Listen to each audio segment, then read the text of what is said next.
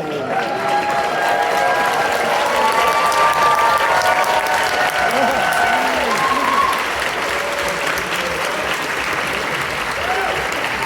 friends, put your hands together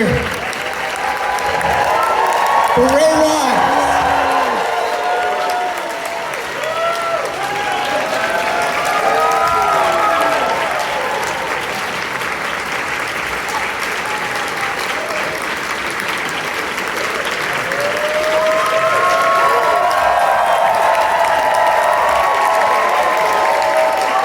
I'm back.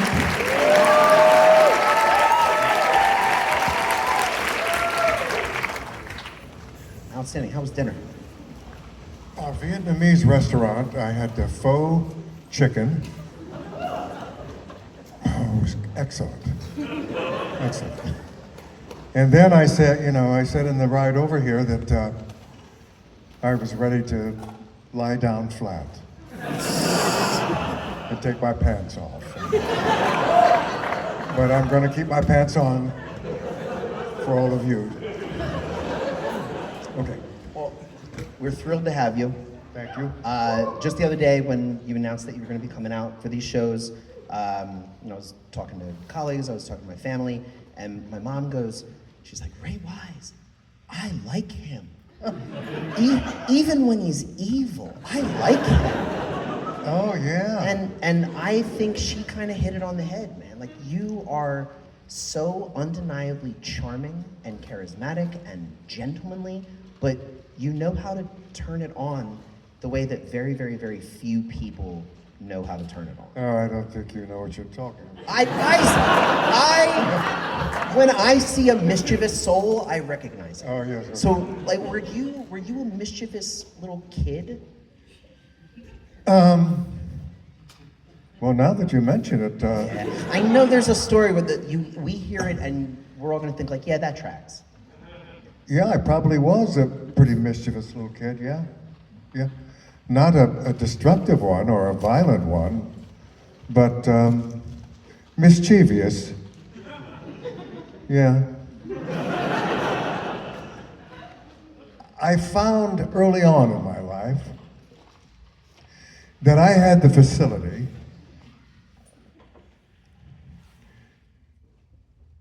for want of a better word, con people. You know, fool them a little bit and get them, to like me, but always with a little twist to it, And I read a book as a young man, and it was called The Confessions of a Confidence Man, Felix Crow. And I read that book, and it affected me greatly. And in a scene in the book, this 10-year-old boy goes to the theater with his father, and he's sitting there watching this production. I believe it was an opera, and the leading man, who was, strong and heroic and standing there, and the little 10-year-old boy was enthralled with him, and he looked so magnificent. He was strong and muscular and had long hair flowing, and just a beautiful example of manhood. And then his father took him backstage after the performance to the dressing room and introduced him to that star of the show as he was taking off his girdle and off his wig and wiped the makeup off his face. And the little boy saw that this beautiful, magnificent, heroic image was just a plain, ordinary guy with bad skin. I don't know what the point of that was. It was an enthralling story. Well, it affected me greatly, I know that.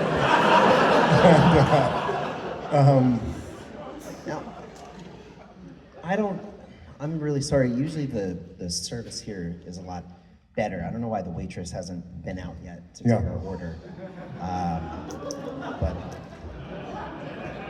there we go, right on time. Oh! If we could just get these warmed up, I'll have a slice of pie small. I just want to taste it. Ray, pie? What? Would you like a slice of pie, Ray? Cherry, please.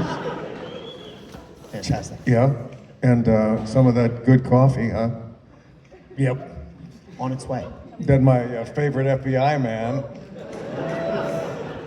loves so much. I assume that you've had more coffee and pie in your life than you care to. Well, certainly every time I go up to North Bend, you know. And I go to the restaurant there, and it's still there and it's thriving, and they still have the cherry pie and great coffee and great sandwiches, nice food, and of course a lot of postcards, a lot of Twin Peaks postcards. Yeah. Anytime that you get to see, oh wow, yeah, it's very fast here. Here she comes. This is something. This is perfect. This is nice for you and me. Amazing. Thank you so much. Wow. She's the best. Look She's at the best. that. Thank you, dear. I only come in on the days that she's working. This is a nice idea. It's not all that great for those people out here, but for us, Oh, it's. when we were waiting for you, they all had some. Oh, Yeah. They're full. I'll save some of mine. Yeah, for the end.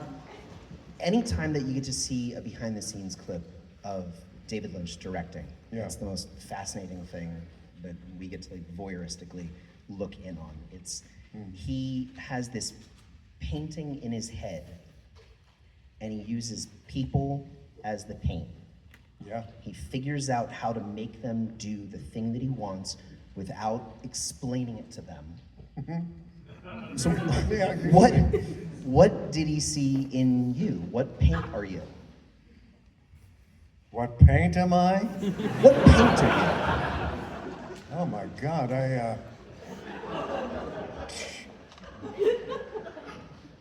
Chartreuse? I don't know.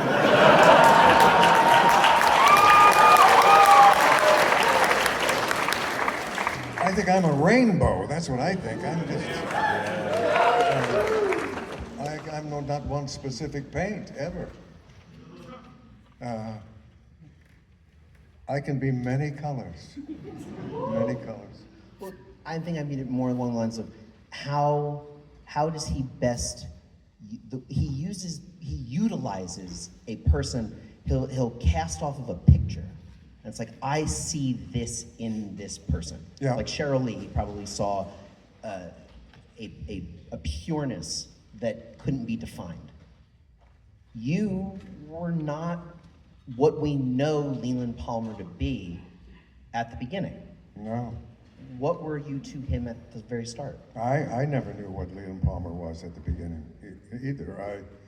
I had no idea. You know, I know that when I went up for the movie, I got a script from my agent, and it was called Northwest Passage, and the director of it was David Lynch. I thought, oh, yeah, I like him. I like Eraserhead, and I like Blue Velvet, and I certainly liked Elephant Man. That was a real piece of work. And okay, so yeah, I'll go meet with David. So I looked at the script of Northwest Passage, and I thought, what could I possibly play in this? Sheriff Truman. That's what I thought. I'm perfect for that part. Sheriff Truman, of course. Okay. So I'll go meet David. We'll talk about the character of Sheriff Truman, and we'll see what happens. So I went to meet with David and walked into the room, and we started talking, and didn't talk about Northwest Passage or the script or Sheriff Truman or anything about the story. We talked about our first cars. And his, I believe, was a Volkswagen Beetle. Mine was a 1960 Alfa Romeo convertible. Yeah.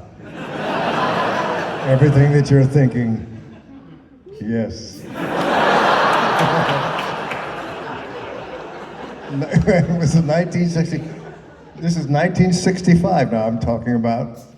I paid $1,100 cash, every cent that I had collected over the last 6 or 7 years of my life for that car. And it lasted me a year. And it started falling apart. And I couldn't afford the parts, and so I had to get rid of it.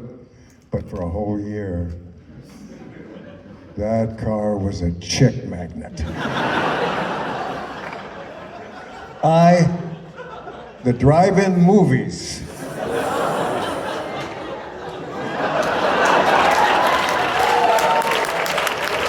My stomping grounds, yeah. A lot of tally marks on the side of that car. Oh, yeah. And so we talked about our first cars, and then about a couple of actor friends that we had in common, and that was the extent of my whole interview with David. And then I got a call a couple of days later, and my manager said, David wants you to play Leland Palmer. What? Leland Palmer, wait a minute. I got the script, open it up. I'm looking at it, and here, okay, Leland Palmer, uh-huh. Here he finds out his daughter is dead. He drops the phone and he cries. Okay. And here, he's in the hospital mortuary, identifying his daughter's body, and he cries. Getting the picture here, the pattern? Now he's in his daughter's room as the police are searching through it, looking for her diary, and he cries. I said, all this guy does is cry. How in the hell can I do this? And then it struck me like a bolt of lightning. I have to show different levels of grief, different degrees of grief. That was the challenge, to play Leland fully. That's what I had to do. And so I accepted that challenge, and I told David, yes, I would love to play Leland Palmer, even though I thought I was going to be Sheriff Truman. Michael Onkin played it, and he did it very well. And yes, that was how I got the part of Leland. And then I started playing it, and you know, at my daughter's funeral, we're burying her in the cemetery, and I throw myself on the casket. And that was the beginning of the outrageously weird story of Leland Palmer. And it just increased week after week after week after that. And they kept writing great stuff for it. And I was heading down that highway, careening towards the end, not even realizing it. Not even realizing that I was the killer of my own daughter. That never crossed my mind. I thought I was a grieving father. I couldn't be responsible for this. If they decide that I'm the one, I'm gonna quit. Yeah. Yeah, a couple of days there. I'm ready to quit. I said, I can't do this. I had a 2-year-old daughter of my own at the time. And the whole idea of being my daughter's killer was anathema to me. I can't do this. I can't, I'm an actor, I can do a lot of shit, but I can't do this. And then I realized I would have the hell sued out of me. And so I accepted the idea that I was the killer. Reluctantly. Juice wasn't worth the squeeze. Uh-huh. Juice wasn't worth the squeeze. Yeah. Yeah. Right.